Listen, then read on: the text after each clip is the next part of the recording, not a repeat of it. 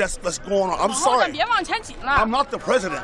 I'm not an ambassador. I'm Dennis Rodman. He started with an apology, but soon was overwhelmed with tears about the reaction to his recent trip to North Korea.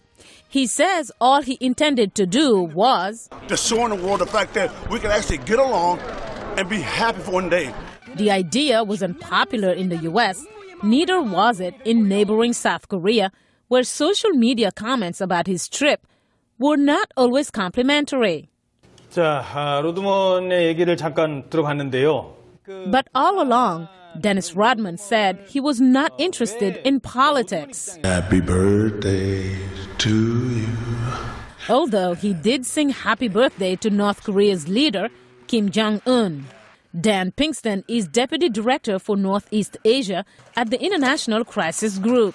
He says the basketball player meant well. Dennis Rodman's a private citizen, sportsman going there is demonstrating to the North Korean leadership and North Korean people that Americans and others are not evil. Michael O'Hanlon at the Brookings Institution grew up watching basketball. He says the brouhaha around Rodman's trip is a commotion over nothing. For those of us who have watched his career, he's acting the way Dennis Rodman always does.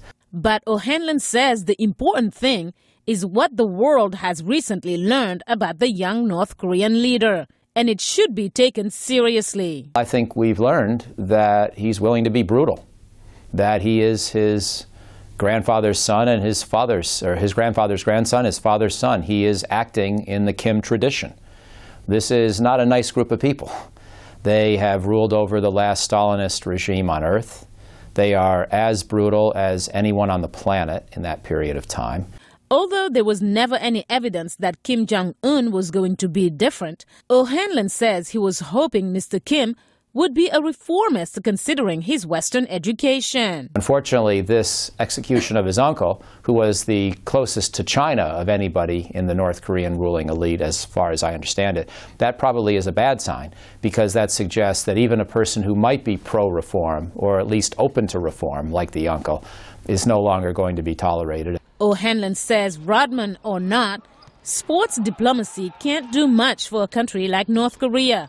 But a vision of a different kind of relationship with the country, he says, is worth exploring.